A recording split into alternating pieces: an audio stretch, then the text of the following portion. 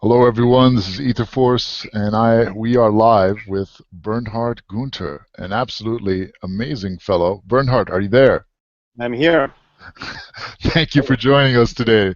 I really appreciate you taking time out to join us. I was so impressed when I discovered your work. The first article I found, someone had reposted your video about UFOs and the question of contact, and on their YouTube. And I was trying to find out. They posted it in 9 parts, and I was trying so hard to find out what is the name of this video. Where did it originally come from?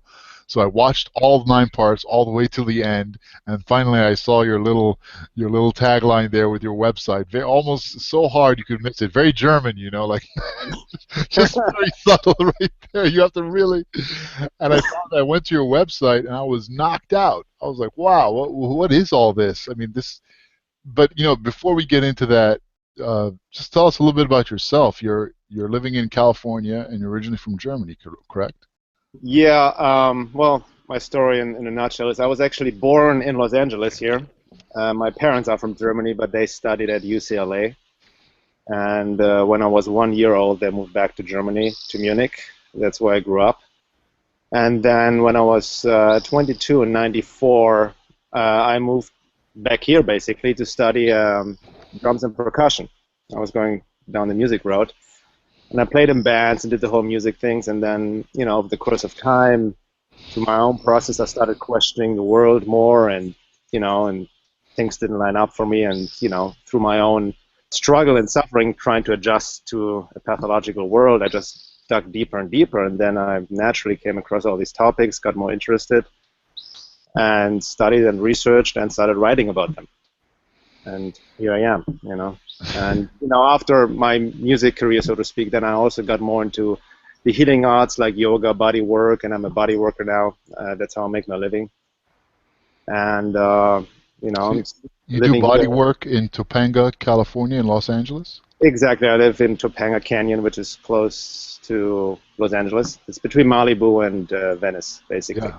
I used to live in Venice. I'm familiar with the area. So by Yeah. body work, you mean like yoga and just healing Body work people? is like massage, but the body work, it's just there's so many different modalities, and I combine all kinds of different healing techniques and help people, on a one-on-one level to get to their I'm sure it's bodies, quite to work through their issues. I'm sure it's quite potent considering the sheer breadth of traditions that you draw upon. That first article that I read went into Gnosticism, and it drew upon the Gnostic Christian tradition to really explain the true nature of these beings we call aliens. Mhm. That article really just absolutely blew me away. I can't stop talking about it. I sent the link to all my friends. We've got about 250,000 views on there on YouTube.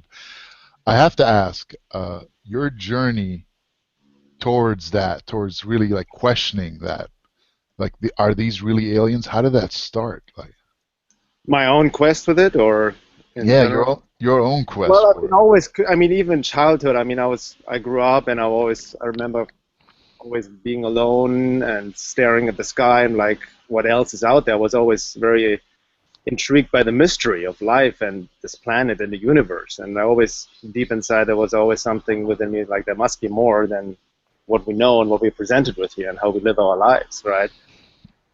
So, with the advent of the internet, or it became more popular towards the end of the 90s, I got more into these topics. I was introduced first, I think I first came across David Icke's work around the mid 90s or so. Touched upon these topics and was like, oh, and then at the beginning, I really just jumped into it and, you know, took everything in like a sponge. And I was back then not very, critical. Giant reptiles, right? Uh-huh. The Yeah, giant reptiles. yeah, exactly. So I was just like, oh my God, this is fascinating, fascinating, and and I got just more interested and connected all these dots, and then I also came across the work of Lorna Yajic, which we talked about before we Yes. started. Amazing, amazing breadth of work. That lady's amazing. Incredible woman and very misunderstood woman. Is Oh, of course. a lot of attacks, and Yeah. most people who you know haven't actually read her whole work, and kind of put their logic before grammar, talking about the trivial. But she really opened up um, my reality to the whole new view of this whole phenomenon, in particular the hyperdimensional aspect and how several esoteric teachings talk about it in their own terms. In particular, what you talked about, esoteric Christianity, right? Before the church or dogmatic religion have distorted these deeper esoteric truths in Christianity. Even in the Bible, there's obviously the Bible has been used for social control, but there are a lot of esoteric truths in it when you kind of Yes. dissect and Yeah. look through it. That's one of your favorite sayings. Don't throw the baby out with the bathwater. Exactly, that's the whole thing. Truth is Yeah. mixed with lies. It's not black and white. You know what I mean? Like of everything. Even like I've become very critical of David Icke, for example. I think he kind of doesn't understand the whole UFO phenomena with his shape shifting. You're almost shape shifting. My green screen. With his shape shifting reptilians and this whole, Queen Elizabeth is a shape shifting lizard and all that stuff. So, but at the end, he also speaks some truth, and again, it's about being very discerning, and the devil is in the details, right? So it's just all about connecting the dots and finding the common thread, so to speak. And you certainly did find a common thread. Just talk about myself for a moment. In my experience, the hardest thing to find is the pattern of deception.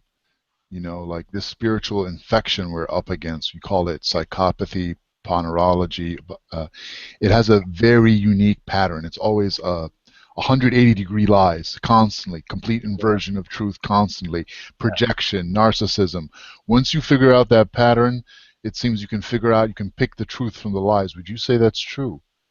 Yeah, once it's kind of there's a saying, one it's to see the unseen. You know what I mean? To look behind the veil and look behind the mask, and then you see actually what's going on. You know what I mean? Like what you just mentioned, psychopathy. With and ponerology and psychopaths and power. And once you understand how they operate or how they talk, it's literally truth is lies, ignorance is strength, peace is war, the exact opposite. And they tend to project onto others what they actually are. Exactly. Themselves.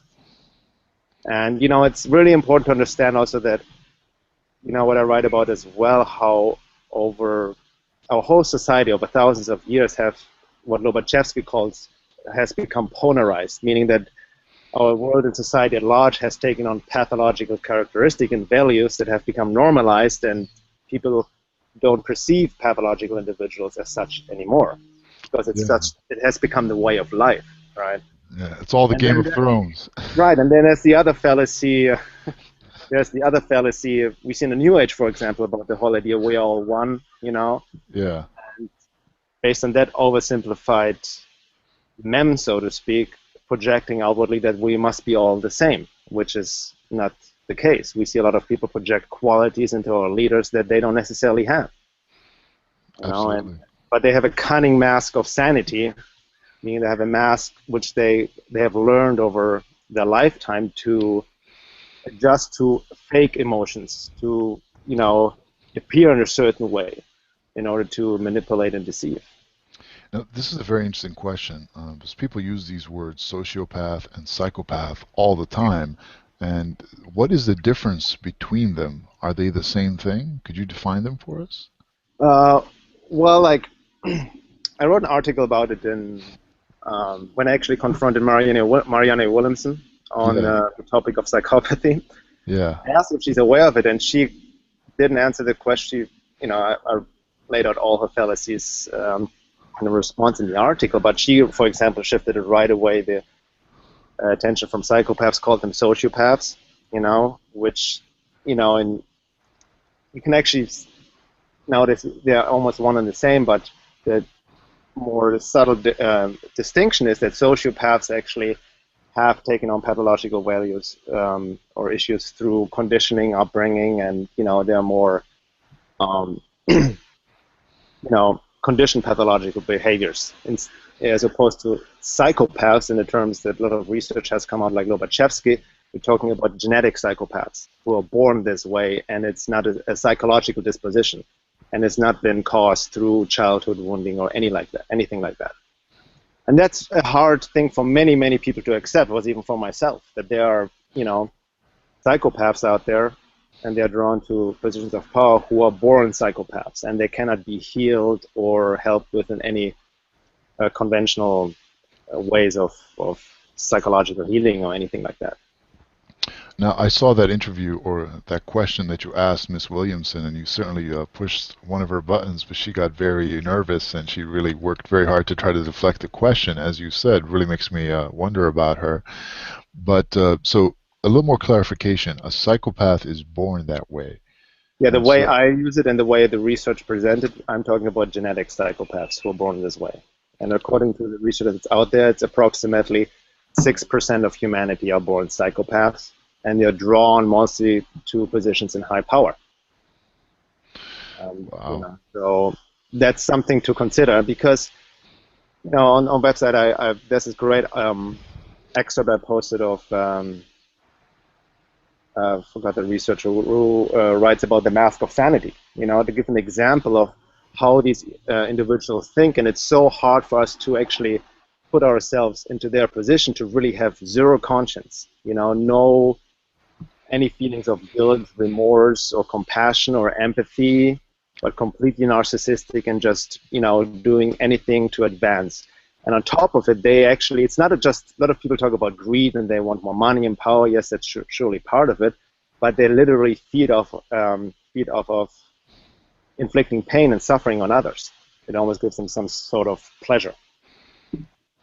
And there's no healing these people. There's no giving, sending enough love. No, that's the whole New Age trap. You know what I mean? And misunderstanding of evil, and then there is no such evil, and we just need to have compassion and empathy and project love and light. And I'm not throwing out the baby off the bathwater again about empathy and compassion. We need that, but there are such things as born predators, and it's also understanding that we need to make our boundaries and say no instead of yes, and helping and trying to heal another person when there's no coming through, right? So it's again, the whole nature of evil is very, very much understood as well.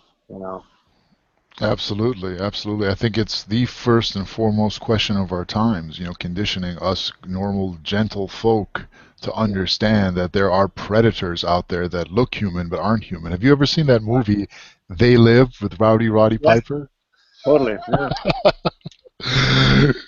Great 80s movie with the 20-minute fight scene or something. I don't remember. Yeah, that fight scene between Yeah. Roddy Piper and Keith Kevinson was brilliant because he drew it out for so long. It was so ridiculous, but he was trying to make a point. It's so hard to wake up the Exactly. average human. Good point.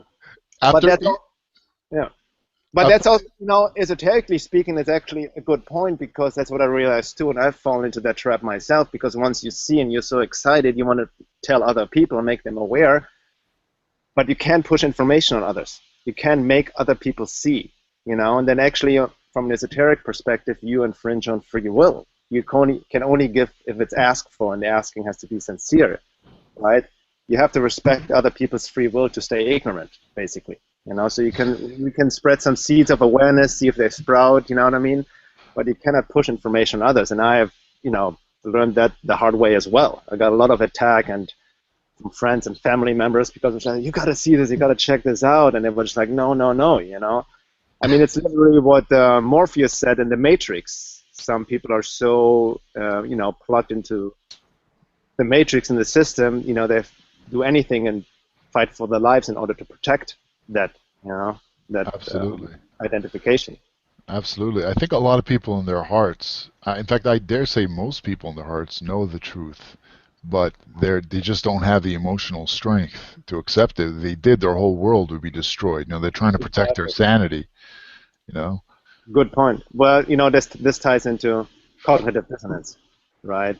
When you're presented with contradictory information, and it creates a really uncomfortable feeling inside of you, and in order to find balance and reject this, or we all have a tendency of unconscious defense mechanisms to deny and avoid, right? Because if like you said, it would open up a can of worms for many people to acknowledge some of the dark aspects that are happening in our world. you know.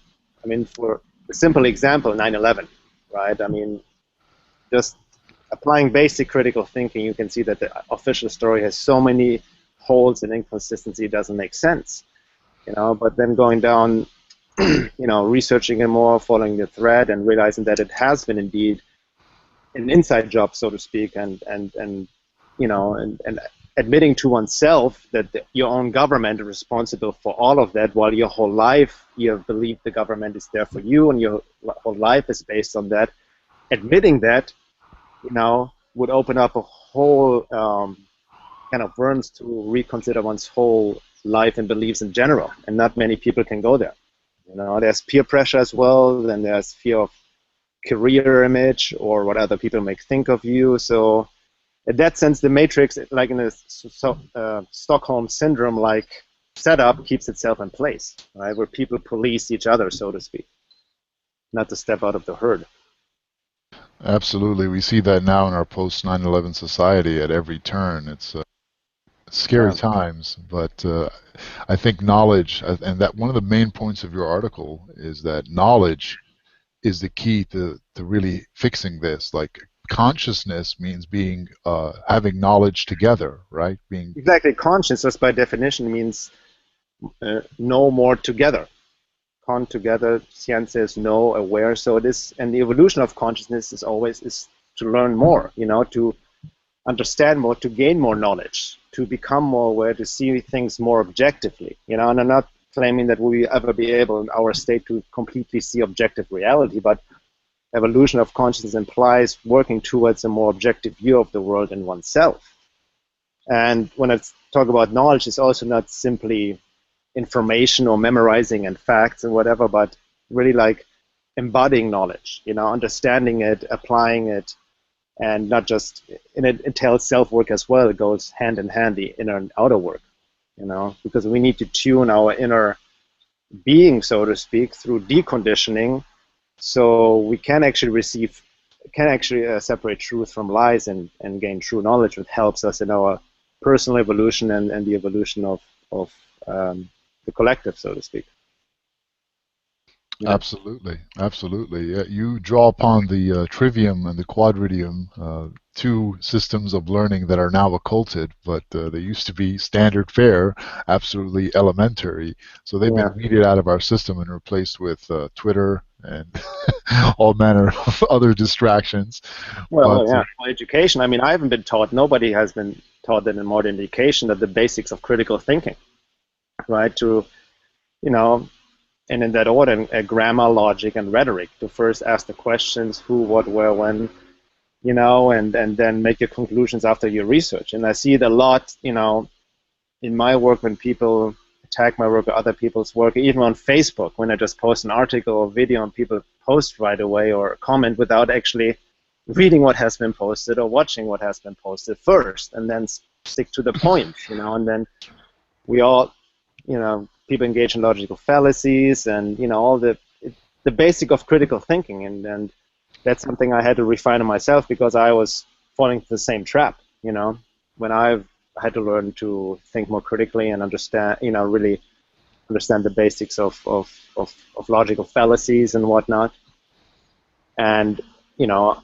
understand how our emotions can get in the way. The whole issue of resonating, for example, you know, like a lot of people, well, this doesn't resonate with me, this resonates with me, and there's some truth to resonating, but if you really haven't worked on yourself clearly, like the resonating can be actually wishful thinking, like an emotional attachment, like a hook. You know, a lot of New Age people say, oh, I resonate with this channel material, and that's why it must be truth. Well, it's not any different than fundamentalist Christians resonating with the Bible in the literal sense, you know, that emotional projection, so to speak.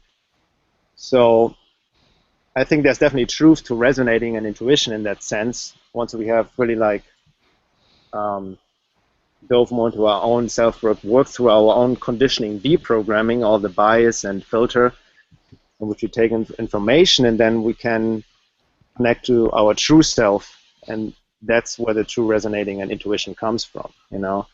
And the trivium helps with that as well, obviously, you know what I mean, just the basics of critical thinking. But again, there's the logic of the trivium and understanding basic logical process, But then there's also, the intuitive side, the where we get impressions beyond the five senses. I feel that uh, can be very insightful. A gut feeling, so to speak, sometimes. Absolutely. So Absolutely. So it sounds it like sounds like I'm getting an echo. an echo. It sounds like It it's a sounds like it's a pre-step three-step process. process. Uh, Uh, First learning First learning, and not knowing uh, how to knowing think, how to rather, think, rather, quitium and medium trivium, intravenous, and then and then absorbing the absorbing the knowledge knowledge, and processing it. processing it, Right. And then what comes and then after what that? comes after that? Once we're all Once we're Well, all conscious, conscious, what do you mean? Once we're all conscious? once we all have the once we all have the knowledge knowledge together Well, and together are and forming, forming, coming together like coming me and together you. like me and you. right. I just found Well, it's yourself. a Find process. yourself. You know what I mean? It's a process, and what I'm also getting more into is also understanding that this process is different for each of us. I feel, sometimes in all of us, our individuality gets lost. I feel we all have certain lessons to learn and talents to develop that are different for each. You know, there's truth to karma. Certain karma we all have to work on an individual basis, and there's even such thing as personal truth. A lot of people say, "Oh, there's no such thing as truth. There's just your truth." There is objective truth. There's objective reality, but I feel there's personal truth in the sense of that is your own sole purpose, your personal path, the lessons you have to learn and talents you have to give, right? So the more we work on ourselves, come in tune with our true self, and walk the path, then you automatically, help others in the same process, and we can kind of help each other in the process of the evolution of consciousness. So, so it's a, again, the work is twofold: it's the inner work and the outer work.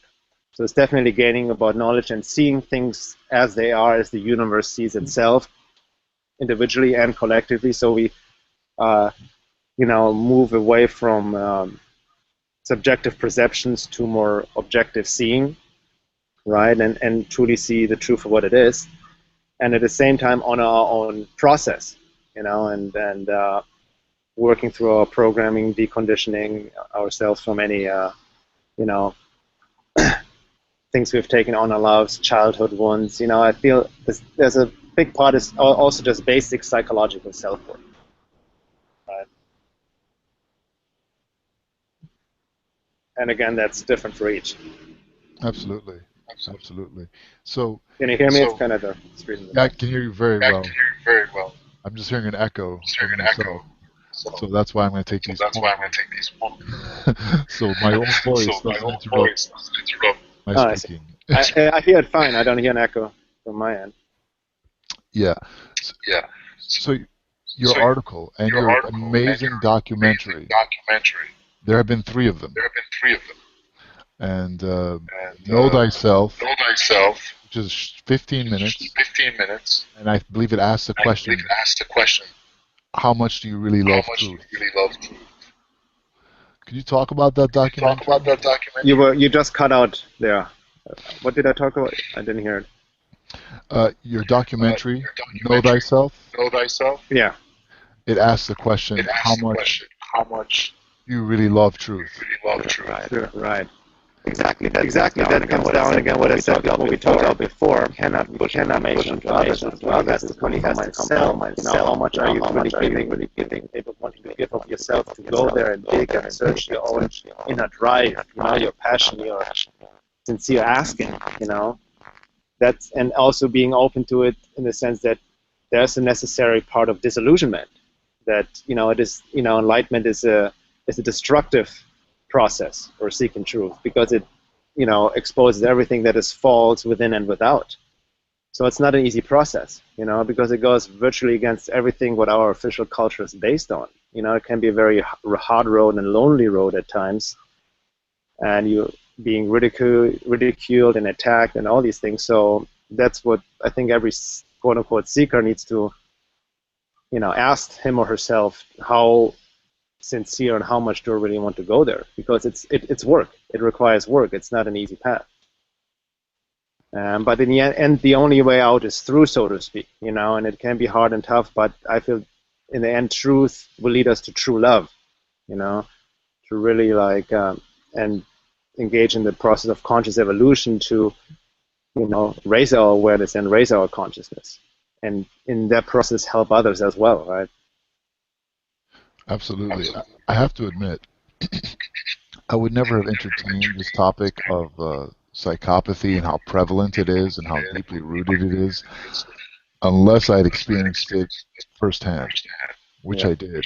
A psychopath and a sociopath teamed up and came after me and several of my friends. So I had to defend all of us, and it's been an ongoing struggle. It's really amazing your mindset. Once you expose them, they still continue to keep on going. Like they have Yeah. no real perception Yeah. of shame or anything like that. They're just like machines. So that's why the research I quoted, like the most and foremost thing when you actually encounter a psychopath in your life is disengage, like disconnect, don't even engage, do not try to reason, rationalize. And I had similar experiences as well in my life, and now after I understand psychopathy, about really like, oh my God, you know what I mean? So I don't project my own qualities in the other person, like always trying to make him or her understand, and like, can we talk about it, rationalize, when there's no getting through. And this is actually what they feed off, that conflict constantly. That's very true. The more you attack them, it's like food for them, and they're Yes. always trying to get a rise out of you. Yeah, exactly. Yeah. So you've been attacked, of course. Yes. I had my share, most definitely. Yeah. Well, we can relate. They say only the victims of psychopaths really understand them. Yeah. Well, I can say, luckily I haven't experienced what other people have experienced, especially in, some relationships get involved with the psychopath, and, and it can be, very, very disturbing. And obviously there are much darker aspects of our reality that's going on most people are not aware of, and it goes into like pedophilia and like all these darker aspects of what's happening in our world. So that's the question. The spiritual side of this psychopathy. It's not just chemicals in the brain, right? There's something else. Yeah, for there's something else, which you're hinting at, which maybe ties into the topic of all topics, the UFO and the hyperdimensional alien topic. It seems more like, and I make that case in that documentary as well, that these psychopaths are like portals for these hyperdimensional negative beings to work through. You know what I mean? And create almost a society where they have a better have influence society through these psychopaths, for which they work through and implement their agenda, which is total control and literally taking care of their quote-unquote food source. Because that's my whole, the whole deeper topic of this UFO phenomena, which I talk about in the video. And again, I want to make clear that a lot of things I say, it's not like I came up with them and it's anything new. I just really highlighted the research of amazing researchers that is pretty acknowledged. One of them is Dr. Carla Turner, then Laura Knight-Yajik, and then going back to, the archons, other esoteric teachings, and just connect the dots. And a lot of basically what comes down to that humanity is not on top of the food chain, and that there are other beings in control who feel of us energetically, and and it's a hyperdimensional phenomenon, but which a lot of people also don't understand. They get kind of trapped in the whole Hollywood Star Trek nuts and bolts scenario of the alien phenomena, realizing it's for most part an interdimensional phenomena where these beings work through other people in order to manipulate us and feel above us. Wow. So this is the topic of topics. As Don Juan called from Castaneda, the topic of all topics. Yeah. That's quite the statement. Yeah, it is. When you really go down that rabbit hole, it's like, whoa, This is And something you once really have to deal with, huh? Yeah, and once you look really understand, like we saw before, once you see the thread, like Lorna Yajic talks about, oh, she did a lot of research in history and see the unseen, you see the hyperdimensional thread throughout history, and how we've been manipulated for thousands and thousands of years by beings we're not even, most people are not aware of they even exist, right? You know, the Absolutely. trap is this anthropocentric view of reality we have. We feel like, oh, it's just ourselves and we do everything to ourselves, there's nothing else, you know? As if we're like the, you know, pinnacle of God's creation. And also the fallacy that non-physical beings on a higher density are more evolved, you know, spiritual and only positive. You know, that's also, you know, the trap, so to speak. And then, especially because the deception is so cunning and subtle, and most often, which in many of the esoteric teachings it's talked about as well, most often Satan appears as angels of light, you know, negative forces appearing as positive ones. Absolutely. And that was one of the best things I got from your work. You really call out the guys that are coming out and saying, "Oh, the aliens are our friends. They're evolved beings of light trying to help us, but hey, Yeah. they're, you know, they just, you know, mutilate our cattle sometimes and abduct our mothers and children and anally probe them, but they're just trying to help us evolve." So They're just doing it for our own good. You know, it's like cosmic Stockholm syndrome, you know? I don't know. that Stockholm syndrome is so real because when I noticed it myself when I got attacked by these psychopaths, you'd see the weaker people around us rush to like accuse us when we were just defending ourselves, accuse us of being aggressive. You know, Yeah, it's like the abused woman syndrome. exactly. Gaslighting and all of that, you know? It's just so painful to watch and see how weak these people are. Like you're not even willing to defend yourself. You're going to attack me for trying to defend myself and you. It was very disheartening, but you realize humanity has been weakened over Yeah. time, and these psychopaths, they have no real power. All they can do is talk, and it just apply pressure. But you come to realize it's not just the words coming out of their mouth. There's also a spiritual pressure coming from them as well. What do you say, that spiritual what pressure? Pressure, yeah, like it's not just the words or the threats coming from their mouth. There's something else, you know, putting pressure on these people, these weaker souls, you know, and if they don't have the spiritual strength or connection to deflect that, they'll be affected. That's how I rationalize it now. Exactly. I will come down to the warrior principle, to also stand your ground, to say no, you know. And I feel like, for example, the New Age has kind of distorted it with the over emphasis of the divine feminine, the goddess, you know what I mean? And that's fine and good. We need to, you know, bring both into balance. But, you know, I like some of Mark Pessio's work, and I know if you heard of him, but he talks about the suppression of the sacred masculine, you know, where we need to stand up in our warrior, you know, male just energy for both man or women and say no and kind of like also be grounded in our righteous anger to stand up. You know, anger is not negative. Anger is negative when you react mechanically and project it on others and fall into violence and all of this. But anger is a necessary defense and energy to stand up against abuse. You know. Absolutely. Absolutely. You mentioned in your article that some people that were abducted by these aliens, when they began to show anger and Yes. rage at these Yeah. beings, they would just run off. They were just, you know, got all confused, and actually, like, it's interesting when a lot of very high, strange things happened when I was making this documentary. And by the way, just on the side note, all these three documentaries I made with my very good, talented, and creative friend Umberto Braga.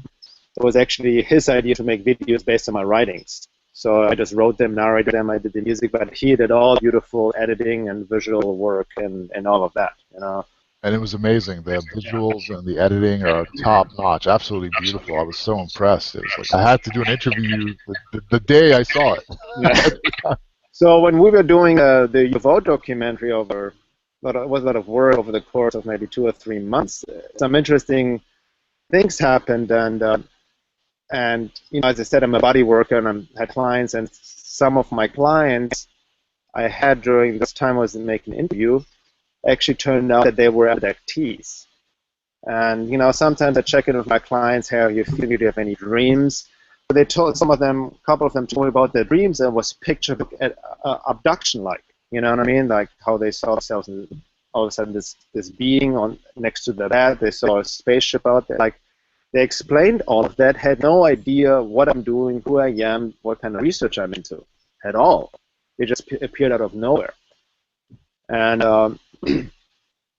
one of the persons, then, and I'm like, I have to be externally considered as well. I cannot just like, oh, you're like, this is what's going on. You're being abducted from aliens. You have to be very careful where they're at. I'd freak them out even more. So I'm just try to be very externally considerate and help them out, give maybe some hints here and there. But I also suggested this, for example, like the standing on your ground, the anger aspect, which Carla Turner talks about, a lot as well, and in the abduction phenomenon. There's one person then, the next session had told me how that actually helped, that how she like got into her power and like was like, basically off, get away from me, no, standing her ground in her power, and boom, and the being just yielded and stopped from going ahead to do whatever it wanted to do. That's one example. Yeah. Because we think things are all powerful. Exactly. See, that's the whole thing. They, same with the psychopaths or like these hyperdimensional beings. They play with us. They are not as powerful as they make themselves out to be. They want us to believe that. Even like all these psychopaths in power, they're the minority. The manipulation happens through the manipulation of consciousness, of beliefs, and we have been fed for thousands of years through religion and government and education institutions, So you look like an alien right now. so what happened? You got me, dude. You bring up. So the manipulation happens through the manipulation of consciousness, of beliefs, you know what I mean, and through and that mind control. It's not necessarily martial physical control. Absolutely. Like one of the greatest points in your article about the UFOs, the alien deception, is that the alien invasion has already happened. Why do you have to come marching with guns and lasers and all that when you can just get people to enslave themselves and enjoy it? Yeah.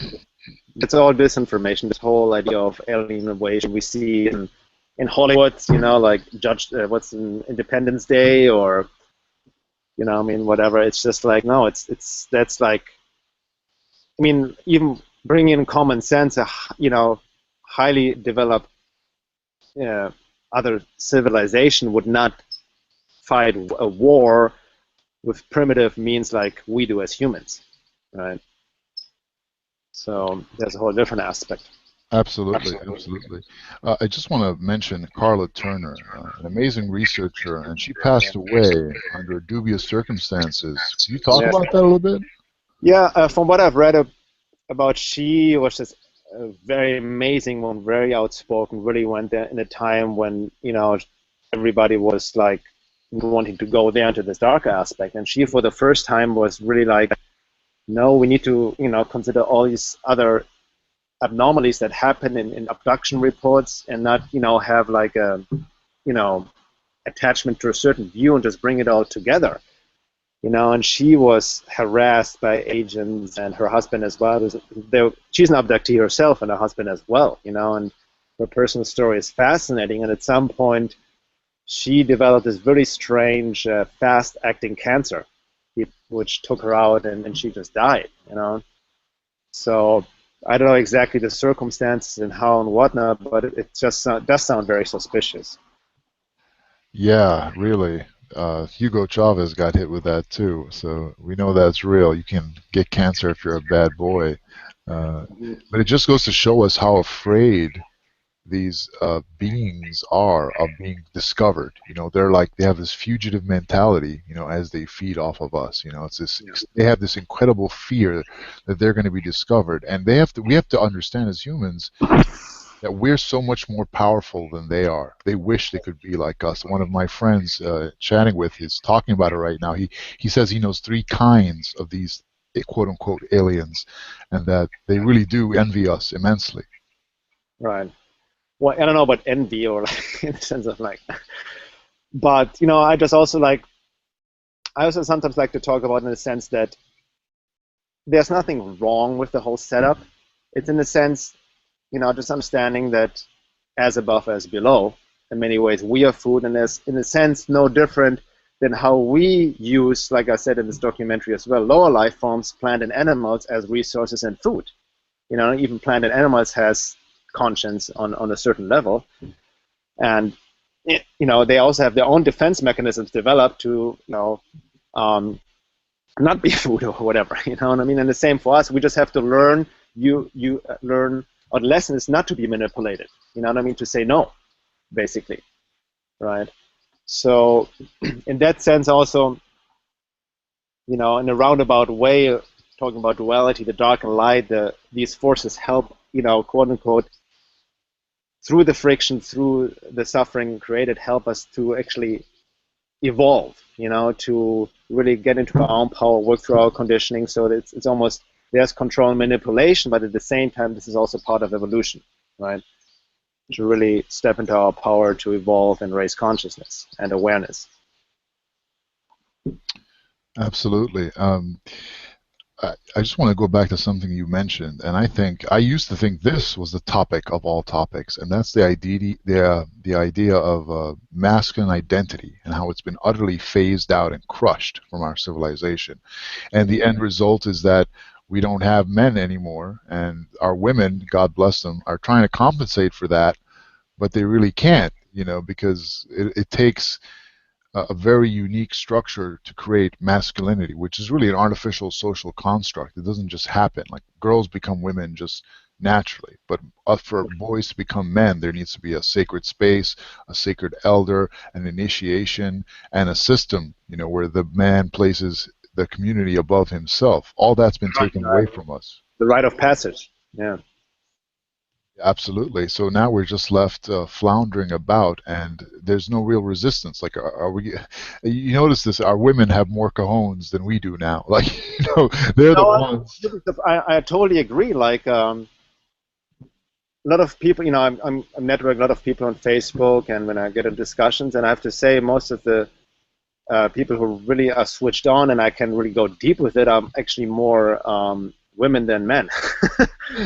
For some reason, pretty fascinating. Like, oh wow, okay, she gets it. It's really fascinating. And it's not to be said we as men definitely need to also like let men have lost a different aspect to get in touch more with our vulnerability. You know what I mean? The feminine aspect, so to speak, and show that. But again, there needs to be the balance. And like you said, the whole idea of masculinity and the feminine principle has been distorted, and people project their own things into it, and it's a whole mess. I mean, same with feminism. I feel feminism is also very much a distortion of the feminine principle. It's actually trying to become more male than like understanding to create balance within. Oh, absolutely. Feminism is an attack against masculinity and ultimately an attack against femininity. Because, once if there's no masculinity, women kind of go crazy because they don't have anyone to really keep them company anymore. So they have to start putting the pants on, and then they're miserable. That's why we're living in a world where everyone is miserable and lonely right now. Because it really is an amazing topic. When I was in college, I discovered this book on the shelf of Barnes and Nobles. And I read the title. I thought it was some video game thing, so I picked it up and read it. And the name of the title was King, Warrior, Magician, Lover, Rediscovering the Archetypes of the Male Masculine by Robert Moore and Douglas Gillette, an anthropologist and a psychotherapist. And they created this structure of masculinity that had 4 archetypes: the king, the warrior, the magician, and the lover. And each one of these governed a certain way of thinking. For example, the king was altruism, generativity, nurturing. The warrior was defending your boundaries. The magician was your skills, your knowledge, etc. And the lover was your compassion, your energy, your passion for doing things, your love, naturally. And there are four types of love. There's agape, storge, um, filial love, and erotic love. So when you look at people in that model, you can really like figure it out. Like, oh, when you notice that, you notice most men don't have an inner warrior at all. Most men, they develop their. We're taught to develop our lover first, but even then, it's stilted because it describes each archetype as a triangle, and on the poles are like the extremes. For example, the warrior. Either you're the tyrant or you're the weakling. And if you're on those opposites, a tyrant can become a weakling if you just stand up to him, and a weakling can become a tyrant if you just push him too hard. He'll switch over. But up at the top, in the center, in the middle, is the warrior. The balanced Right. state, and that goes for each of the four archetypes. I think it's actually a brilliant system. That's interesting. I pointed out to you because I think you'd really enjoy reading it. I bought all four volumes and I read it, and it really helped me to understand myself. So I started doing boxing and MMA because I thought it would help my inner warrior a little bit because I was too soft. It taught me a few things about myself, but I really think that's an important topic. I'm glad you brought that up. Yeah. No, so, I mean, I can just reflect in my own life. Like, I had to work through a lot of childhood wounding, relating to shame and guilt, and I had to step into my warrior self and stand up and have healthy boundaries and say no, and not always say yes, and you know what I mean, and not feel guilty if I say no, and just really hold that ground. And I think what you said about this book relates also to the other film I made with my friend, Love, Reality in a Time of Transition. I don't know, have you seen that yet? Oh, absolutely, absolutely. Excellent film. Stupendous. That's where When I got when I the talk about title love, for this film. right, the true nature, the true nature of love, I talk about it like where it's more like a lot of people get stuck in the romanticism, you know what I mean, of all these projections and just sexual attraction and mistaking that as love.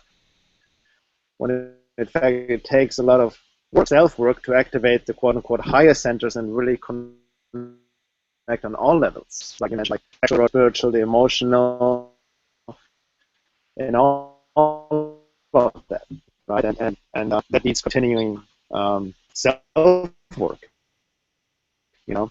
And up to our partners where we engage, it's these are lessons, you know. People never find the perfect partner. So most of the time, always people which get back us in order to evolve and again raise our consciousness. Absolutely, absolutely. So, Yeah. one of my favorite articles that you wrote is about ayahuasca, marijuana, tobacco, psychedelics, and how they've been angelicized in our modern counterculture media. People like Terence McKenna, et cetera, and how they can actually have very negative effects. And your journey through that is an amazing article. I would like if you just touch upon that.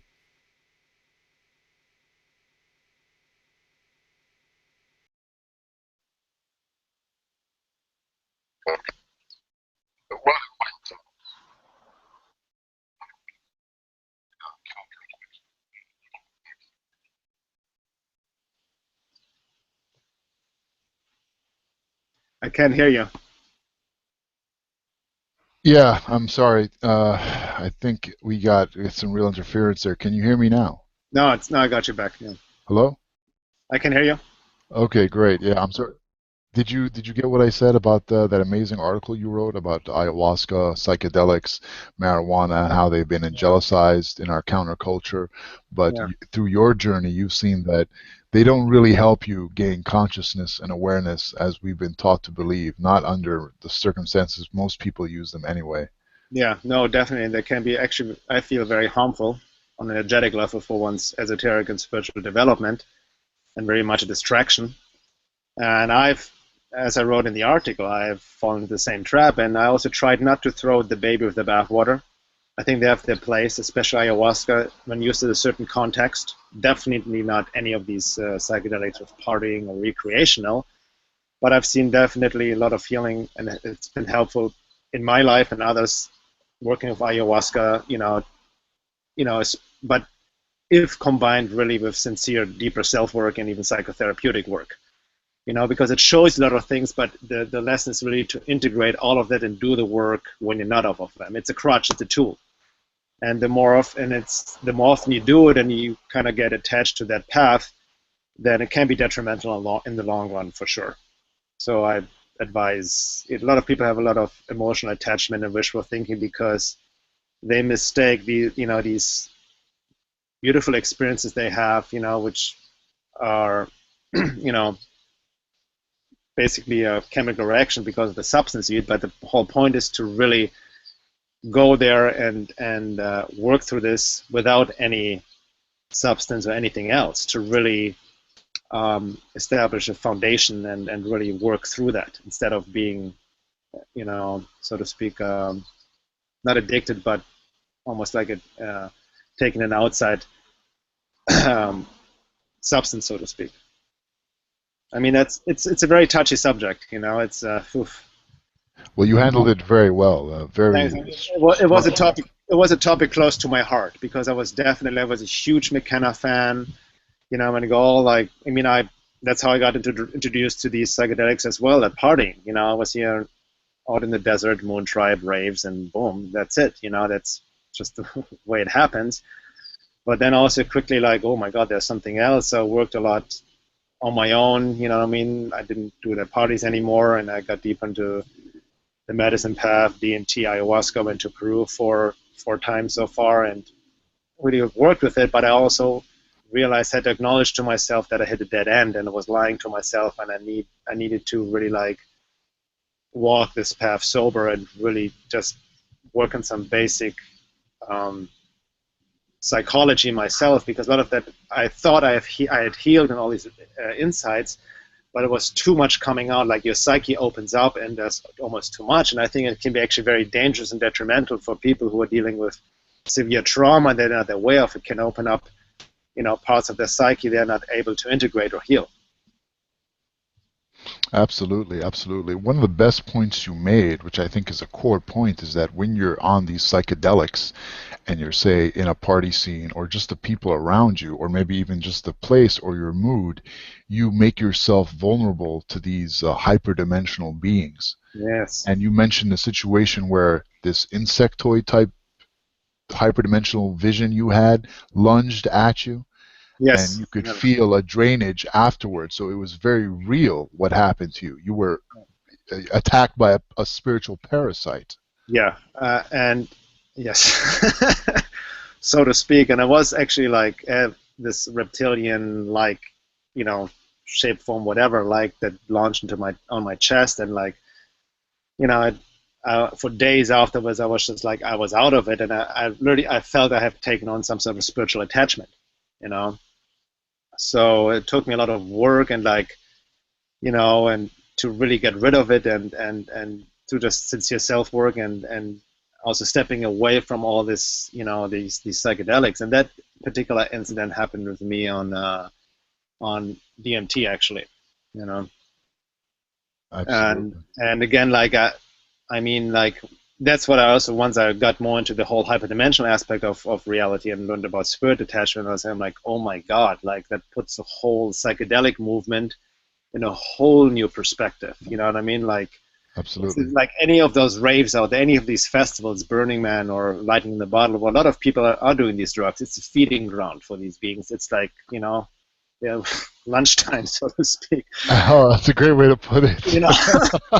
It is intense. And once I remember when I went to Lighting in the Bottle for research in 2011, and just being in that atmosphere, and I was completely sober there with my friend, and just once your eyes are open, you see it. Oh my God, there's this underlying, this dense sexual energy. You know what I mean? Which it's just there, and I'm not saying it's negative, but it's just there's a lower consciousness, and people are completely mistaking that something spiritual, and lying to themselves. But you can really sense that energy, that something is off.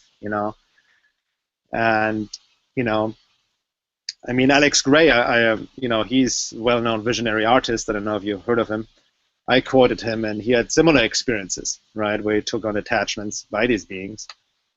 And that happens all the time. And most of all, if you really research deep into spirit attachments, especially Dr. William Baldwin's work I mentioned in this blog as well, everyone is dealing with spirit attachments to one degree or another in one's life, but they're not that obvious because they just manifest in our own thoughts, our own behaviors in subtle ways, and even addictions and irrational behaviors that we think that we don't make the connection. There's actually something else operating through us, and we have taken on. But again, yes, psychedelics, opening your consciousness like that, without any restraints to the higher levels, without understanding that there are other beings. It's a jungle that's far worse dangerous than any physical jungle out here.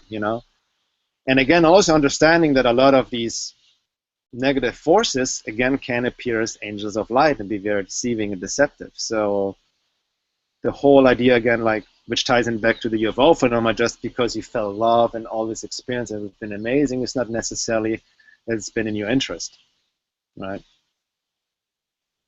Absolutely. It really does frame, a Burning Man and all those type events in a whole new light. It's like a Archon cafeteria. Yeah.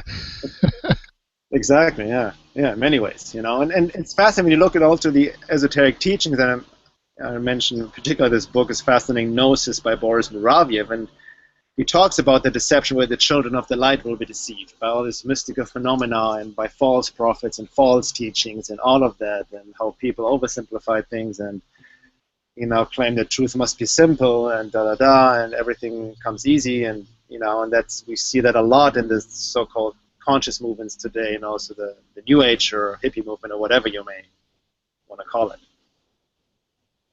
Absolutely, yeah. You made a great point in your article. I think it was your article where I read this, where how the hippie movement was created to be as absolutely repugnant and repulsive to mainstream America as possible, so as to ensure no critical mass would be gained. A brilliant divide and conquer strategy when you think about it.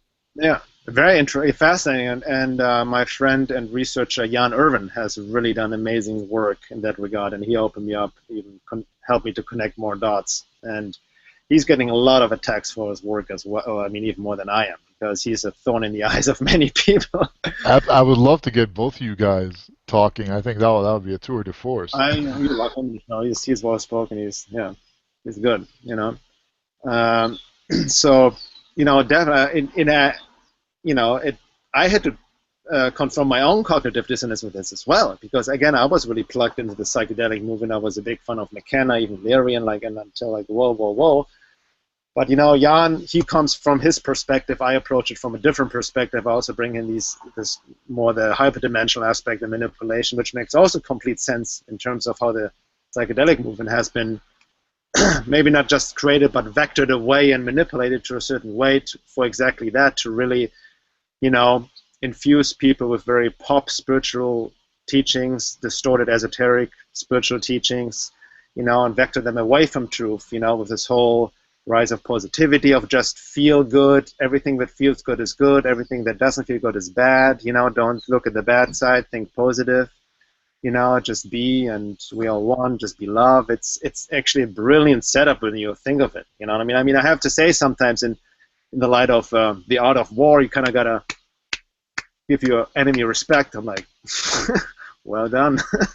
Absolutely. That's a brilliant point, because Chris Hedges talks about that in this self-help guru culture we have here, and how that's also a way just to herd people away from looking at the darkness, from facing the darkness, their own darkness and the darkness without too, thereby also emasculating the entire society and ensuring there'll be no resistance. Exactly. Yeah.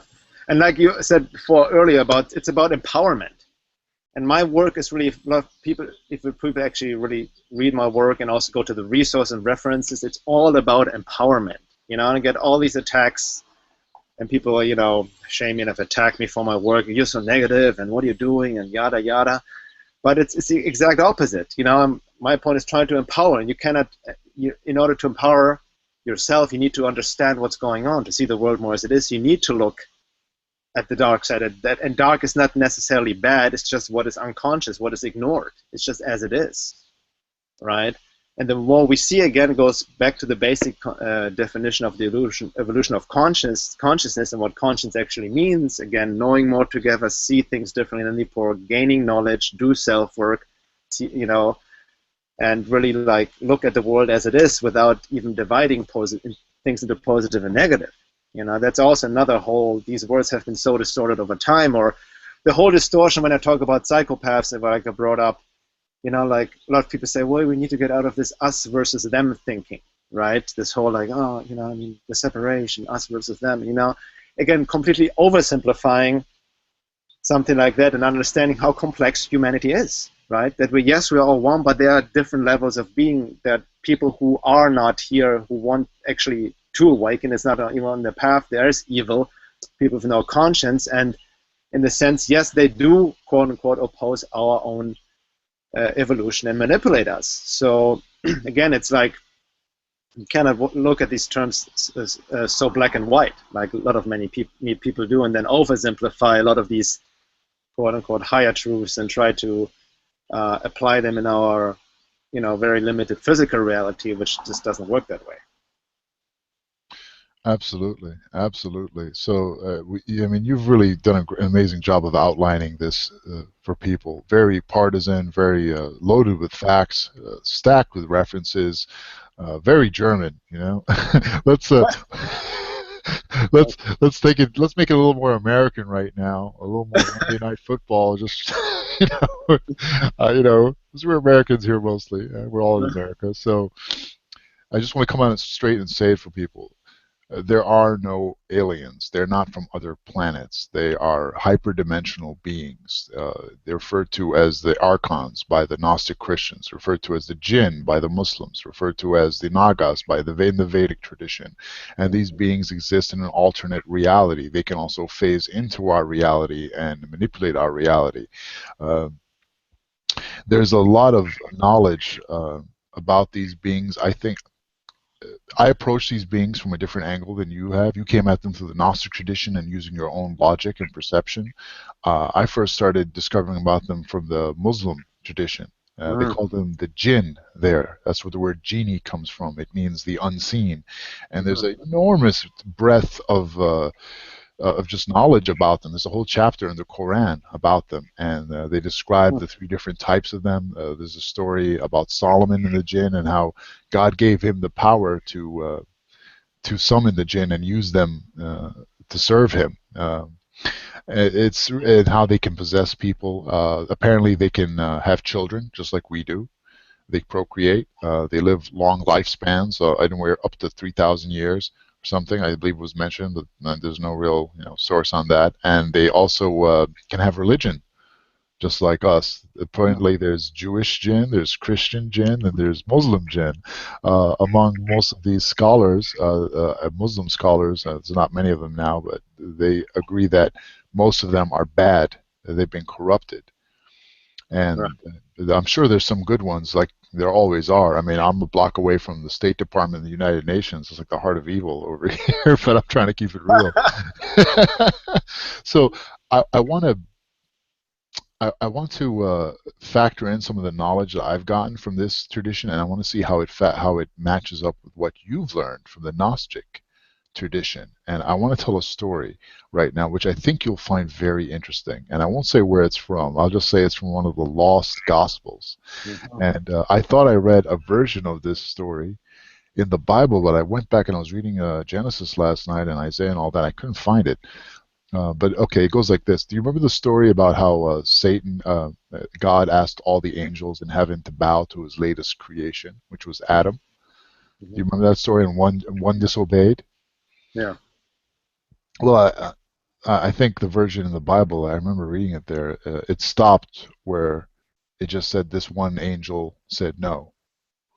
But there's another version of this story in one of these hidden gospels, quote unquote, and it goes on a little further and reveals three very interesting facts about the nature of this spiritual infection that we're fighting.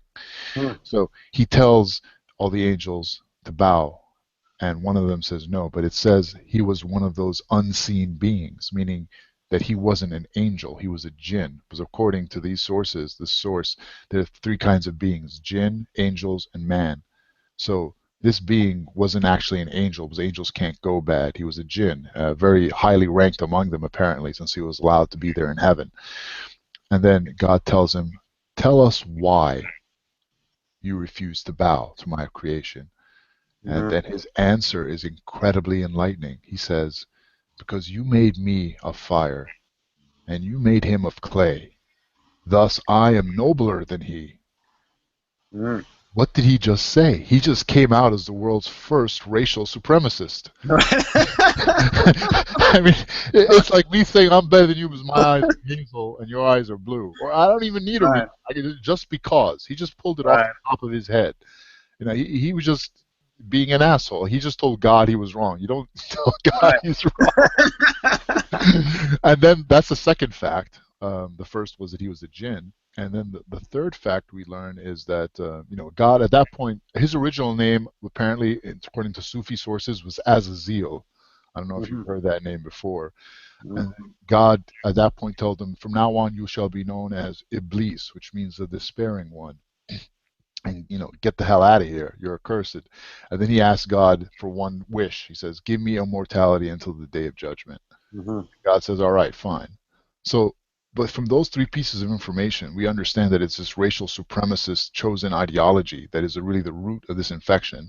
We Right. understand that he wasn't an angel, he was a jinn. He was one of those hyperdimensional beings. So it would make sense that he would corrupt his own kind first, since they're right there, and use them to attack us. Naturally, that's what you do, right? You raise an army of your folks first and use them to prey upon Right. his most hated enemy, which is us. He hates Adam, the sons of Adam. And three, he's immortal now. He's the only one that is immortal. So we can understand how this intergenerational plan could be planned out by this, because it had to be a single intelligence that would Right. completely invert all science, religion, and history, and Right. like this, like multiple minds can't do that. Democracy Exactly. won't. Exactly. Yeah. That's a good point because a lot of people are so focused on the 3D aspect of conspiracy, like the Illuminati, all these secret societies, and yada yada. You know what I mean? The government. It's fine and good. We need to deal with it, but like there's another causal level behind it. And again, like you mentioned, there's this hyperdimensional thread. You know how values and beliefs have been created over thousands and thousands of years. How whole society and world has become polarized, pathological values seen as normal, suggested through the alien mind, so to speak, and the hyperdimensional control system that's been inherent, and it's been going on for so long that, and we're being just distracted by shadows on the wall, you know. Even in like I see it a lot in the so-called truth movement, and the researchers there, they get distracted by all the secret society stuff, the Illuminati and this secret society. The So this is great. Jesuits.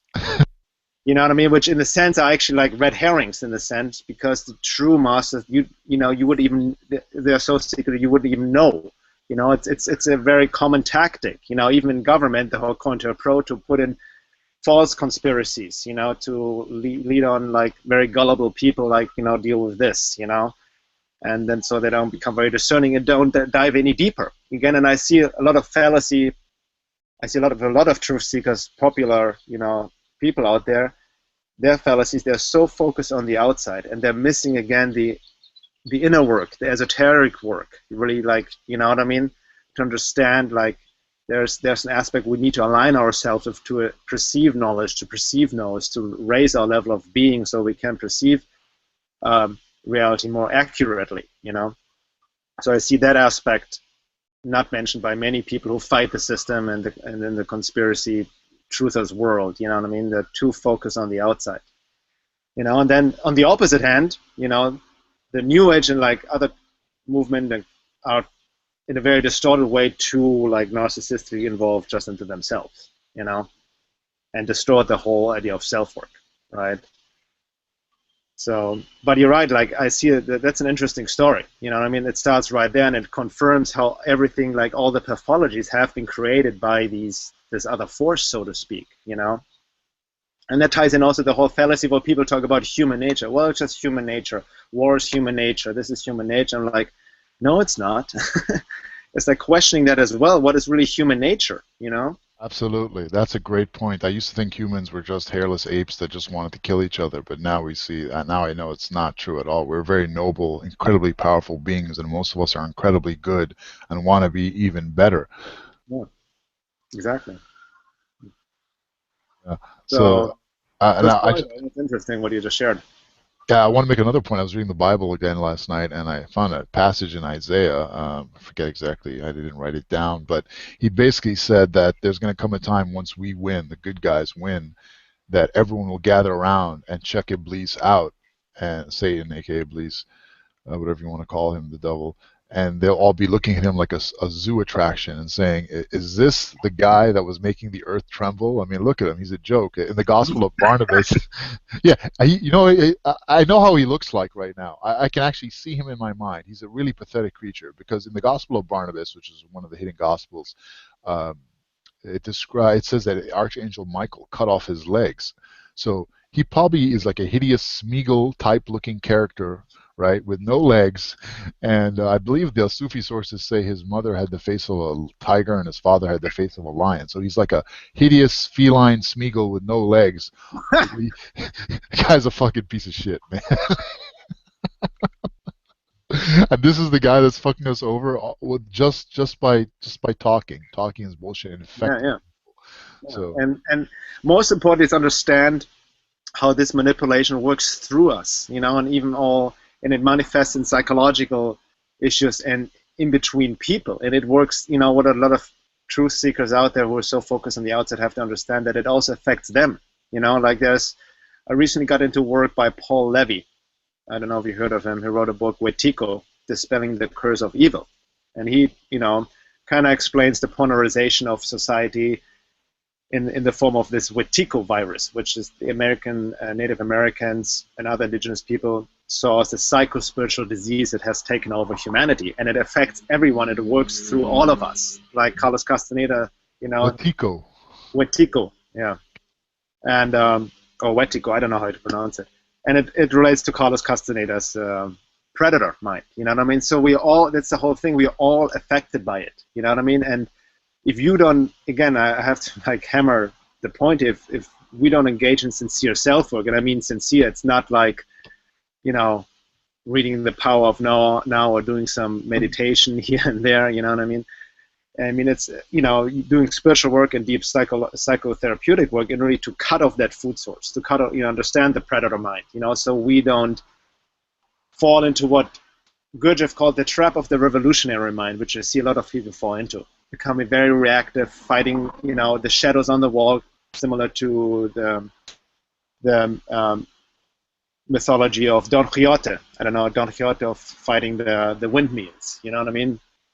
So then in that case, they actually do exactly, you become that which you're fighting against. You know what I mean? You become the predator mind. You become the what you get exactly placed in the hand of our hyperdimensional overlords, so to speak.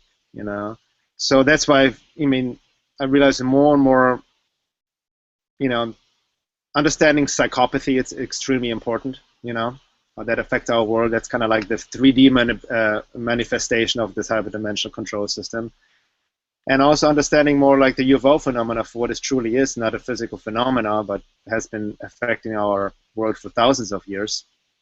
It's crucial to understand. And then again, basic self-work. That's to empower ourselves so we can truly evolve to a point where we truly have free will. Don't react just mechanically from conditioning or reactiveness, right?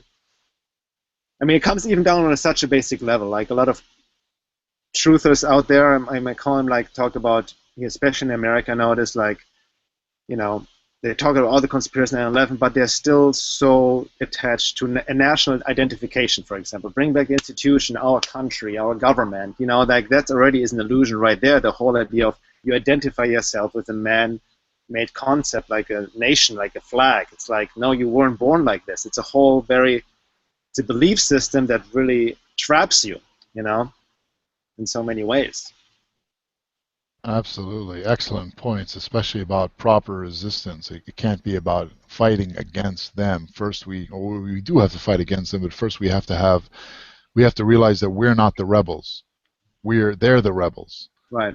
So And our also like system. that we can be our own worst enemy if we don't really do our own self-work. It's self-sabotage, react mechanically, conditioning, have our own filters, and, Gurdjieff is amazing. I don't know if you're familiar with his work. He wrote a great deal about it in Search of the Miraculous. I mean, Uspensky wrote it about Gurdjieff, but Gurdjieff is quoted there a lot about how people are machines, how they react unconsciously. You know what I mean? So we need to work towards becoming conscious again. So we're round circle about that. Absolutely. We need to clean up our chakras too, so we don't give these guys a way in. You notice in this society, they usually get into the lowest chakra, you know. Those chakra, and they get in, those other dimensional beings also get us where we are the weakest. It's almost, they know our individual blind spots. They can tempt us, you know. I've seen it in my own life in many ways. You know, they really hook ourselves in. So you have to also be acknowledging, empower yourself, but acknowledge your weaknesses. What is what Gurdjieff calls your chief fault, right? Which your main lessons in this life, where you always get pulled off or tempted with and distracted. You know, we all have them in our own ways, in different ways. Absolutely. We have to make sure our armor doesn't have any holes before we really, you know, really can offer any real resistance. Great analogy, you know. Yeah. Yeah. Absolutely. Wow, this has been pretty mind-blowing, Bernhard. I think a lot of people aren't going to be ready for what you're saying, but those that are, will you really help them get to the next level. And for me, it's not about raising up the masses, because I don't think I don't think we can help them. I think we have to focus more on finding those that are ready and those that Absolutely. are strong, Yes. and Absolutely. bringing them up and making them even stronger, than all of us working together. Then we can have a real Yes. spiritual resistance. I absolutely agree. I don't see here like a collective awakening happening anytime soon, nor am I interested in saving the world. This is not about saving the world or any of that. You know, it's just really like connecting with like-minded people. I feel it's very important, especially the work I am in you as well, to connect with people who talk about that. You know what I mean? And we are collinear and give each other feedback and help each other, and again, and you know, network with others and see what happens. I mean, the future is not a set in stone, but we're certainly far away from any collective awakening where we're just going to have a peace party with the aliens. Absolutely, yeah. That's you know, it's. I want to give a few more examples for people, because you know, my big thing now, I keep harping on it like a broken record. I call it the 180-degree rule. You know, and this is, I think it's called the big lie. You know, and they're the masters of this. You know, these creatures. That's where it comes. It comes from them, because they always try to preempt you. Like, they'll rape your daughter, and they can come out in the media and say, "Oh, your daughter actually raped me," and then sue you for damages.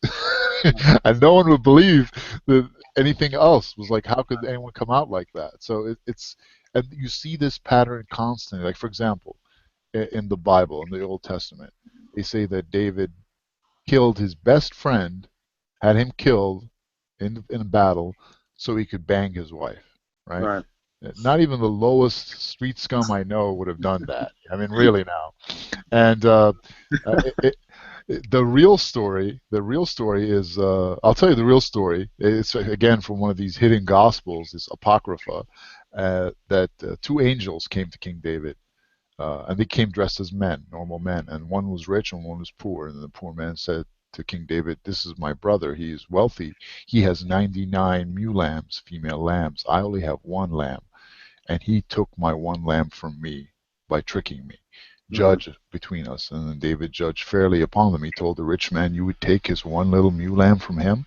It's like a sociopathic act. What did David do? He said, "You're going to give him 50 lambs. So now you two are equal." Right. So you can see how that story, you can see how the story in the Old Testament is like a twisted, complete, and total perversion of that story that I just told you. That's how this mindset works. Like, well, when you look at the whole, like, how God has been displayed in this monotheistic religion, displayed and distorted in the Bible, he is a complete psychopath. The way he's depicted, you know what I mean? Depicted. So it's you know, no wonder that people take on these values, because it's the word of God. yeah, the Old Testament has been a serious problem. And I just want to say again, in the tradition of not throwing the baby out with the bathwater, you know, I've read the Old Testament many times, and while all the prophets are totally blasphemed, especially Moses and David, and God is some kind of monster, there's still a lot of truth in the Old Testament in accordance to science and cosmology. And I'm always picking through for it for clues about science. So Well, let's not throw the baby out with the bathwater definitely not. there. Especially esoterically, out of these tales, you gotta not take them literal, anyways. And really decipher the meaning. Absolutely. This has been an amazing chat. I think I want to see more and more of this happening. I would love it if next time you would join us, and maybe you and Jan could go at it. No, totally. No. I think we need to start seeing more of this, like start really seeing, because it's people like you that are going to be the teachers, or really are the teachers now for a new age, because your heart is in the right place. You You might just not be. call a New Age teacher. No.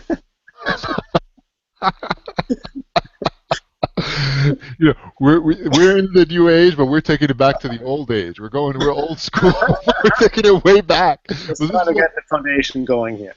yeah, exactly. We need to get the foundation going. The trivium, the quadrivium, and just getting this knowledge out there, bringing these traditions like the Gnostic tradition and the Islamic tradition and the Vedic tradition and the Taoist tradition together, and getting out all the good bits and pieces and figuring out the truth. That's really how we're going to heal. That's how we're going to build a real foundation of knowledge. That's how we're going to build consciousness. Exactly. And you know what I just realized from what you read me about this excerpt from, what was it, some Sufist teaching or Muslim teaching? The story about Iblis and how the three Exactly. things. Oh, that's from the Quran. That's Not from directly from. Quran, exactly. Yeah. Sorry. It's very interesting because it completely confirms everything else. How other esoteric teachings have talked about the same phenomenon. It's interesting. Over the past week, I had this very interesting conversation with this woman who showed me a lot of interesting teachings of yoga, ancient, more yoga esoteric teachings, which I feel like a lot of this stuff from the East, especially yoga philosophy, has also become watered down, and certain knowledge has been suppressed. So she sent me a lot of interesting stuff, which also, like, that teaching talks about its own ways in the yoga philosophy with their own words and language, exactly about the same thing, about these other dimensional beings, the evil, they are separate from us, the hyperdimensional control, how negative forces can appear as positive ones, and even touched into the topic of soulless people, organic portals, which I wrote about as well, which is Boris Moraviev writes in Gnosis, right? How other people become literally these portals animated by these other dimensional beings and trying to attack anyone who's trying to escape the Matrix. It's very, very much like the analogy in the film The Matrix, when Agent Smith inserts himself into different people trying to get to Neo, trying to keep him from escaping the Matrix, basically. And it's a brilliant analogy. That's what's happening, and that's what we're dealing with. Like the problem, like once you start to wake up and really are on the path of truth, there will be forces set up on you trying to keep you down, trying to deflect you. You know what I mean? So, and we all experience it in our own ways, But I would also experience, if you really align yourself with truth and stay in your integrity and go your path, eventually the universe will also support you, because there are also positive beings, whatever, that support you and will guide you in more subtle ways, right? You just, again, it's just the more you learn your own lessons, show your sincerity, you're also being guided and helped in many ways. So it's not as bleak. We're very powerful in that regard. But aligning, aligning yourself with truth is very tricky, because it entails to also face the lies in the world and within yourself. And that is, like we talked at the beginning, is hard for many, many people to do. Absolutely, absolutely. You bring up several great points, but the main one I want to drive to people is that how powerful we really are, because the spiritual source that we can draw upon is infinitely more powerful than the spiritual sources they draw upon. Because those Yes. spiritual sources are using them, are lying to them. Those spiritual sources don't have the power to give them what they promised them. They can't make them immortal. Like we have to understand that these secret societies, and at the top level, they're all about summoning these archons and jinns, these Right. seances and all that. That's what they're about. and they can attack us as well psychically. But if we just ask for help from the source, there's nothing they can do to us. They Right. cannot hurt us. They are pathetic, big-headed little shits. You know? And also understanding that knowledge protects. It's not like prayer and all these things helps as well, and all But in the end, it's again about knowledge protects, like raising your awareness, gaining knowledge, embodying it, and the more you know, the more you see. You also create. You raise your high. That's actually the true meaning of raising frequency and your consciousness. It's not about this whole new age discussion about love and just heart-centered and we need to be all loving and raise, what I mean? Love is knowledge. That's actually the esoteric where love is light is knowledge. It's like, boom, seeing more objectively, and the more you see, you raise your frequency, and then these beings cannot affect you anymore, like as if you stay in ignorance. That's an amazing point. Love is light is knowledge. So esoterically, when they talk about love, they're really talking about knowledge. Yes. Yes. Wow. Wow, that's huge because, when the way love has been framed from us, NLP style is as passivity, vulnerability, weakness. But Yeah, we're and also, talking mostly just as an emotional state. This feeling, So exact. So it's really about knowledge. love is a state of consciousness. You know what I mean? And you have, to be loved, you have to know what love is. And again, we're talking about knowledge, not about like an intellectual thing of memorizing facts. There's a deeper side to in the esoteric aspect of knowledge, gnosis. Embodied knowledge. Absolutely. And on that note, I think, well, I mean, that's amazing. You just dropped an immense amount of knowledge on us, Mr. Guenther. I think that's going to leave people quite a bit to think about for a little while. I hope we can do this again and soon because, Yeah, that's I mean, fun. the amount of knowledge that you've got to share with us is immense. So it's been an absolute pleasure. I feel that I've leveled up just listening to you. And thank you again. I think that last closing statement is so powerful, people. They have to understand love is light, is knowledge. Consciousness is knowing together. All right. So thank you so much, brother. That was really, thank you. That was fun. Totally. It was fun. I hope. Bye, everybody. We'll see you again maybe Yeah, I just next want week. to have anybody can go just to my website, veilofreality.com, where EEILofreality.com. EIL-of-reality.com. And you also have a YouTube channel as well. Exactly, and there's all these articles and a lot of resource material, and within my articles I always have a lot of hyperlinks where I link to the resources of stuff I've studied and whatnot, and just people should just I encourage them to do their own work, to dive deep, and and do the work, so to speak. Absolutely. Like your articles are so well referenced and footnoted, and you just provide links to books and it's so much. It's absolutely mind-bending. They have to actually do the work. They have to start with the videos, read the articles, follow the leads. It's absolutely a new path that you've introduced me to. You've introduced me to at least 5 new amazing researchers that I want to follow up on now. So my reading pile is like 10 times longer now. Thanks. And on that note, I just want to say real quick, we have to be like be gentle with ourselves too, and have patience with ourselves, because everybody's on a different level. You know what I mean? Like I didn't come to all this understanding like over like night. It took me years, a lot of disillusionment, and like there's a process, and it's different for each. And even in the esoteric tradition, we cannot skip steps. You know what I mean? So there's no fast road, you know what I mean? There are no shortcuts or any of that, So it is really like a step-by-step process, and that's, again, it's different for each, because it all again comes down to the right foundation, because even with Gurdjieff said if we start off the wrong foundation, then the results are worse than before, because the whole, everything will be crumbling down anyway. Absolutely. Absolutely. Yeah. You frame the struggle, the journey in a very real way for people. Like there are real repercussions to pay. If you drop that acid or LSD at some rave party, you're going to walk out a lot weaker Yeah. It's going to stay with you for years, and it's going to affect everything, including your wealth, your relationships. So we're in a real game right here, and the more we know, the better. So the only thing to do is do the work, right? Read, read, Americans. Read and the self work, let's not make it all heady, like get into your, for me, what helps me in my personal process, I have a nice balance between my like research writing and also doing body work. I do a lot of body mind. I'm do qigong and yoga on a regular basis, receive body work to get into my body, you know what I mean? Because a lot of emotions and things are stored in the body, which is a big part of self work as well. So I definitely, encourage not just to make it an intellectual head thing. You know what I mean? It's again the balance, all the chakras, all the centers. We need to work on everything, in a balanced way, so to speak.